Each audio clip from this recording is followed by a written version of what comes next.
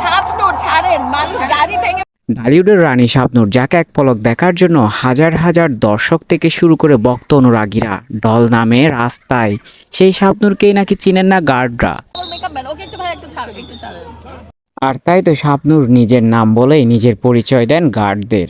এমন ঘটনাটি ঘটেছে বিএফডিসিতে। সম্প্রতি দেশে ফিরেছেন শাবনূর, রঙ্গনা সিনেমার শুটিংয়েও অংশ নিয়েছেন। আর এরই মাঝে বিএফডিসিতে শিল্পী সমিতির নির্বাচন, যেখানে ভোট দিতে গিয়েছিলেন শাবনূর। আর সেখানেই এমন একটা বিপদে পড়তে হয় তাকে, তার গার্ডকে ঢুকতেই দিচ্ছিল না অন্য গার্ডেরা। তবে গার্ডেরা শাবনূরকে না চিনলেও শাবনূর যখনই বিএফডিসির ভিতরে ঢুকে, তখনই ঢল নামে তার সেই সহকর্মীদের, যাদের সাথে দীর্ঘ জীবন কাটিয়েছেন শাবনূর।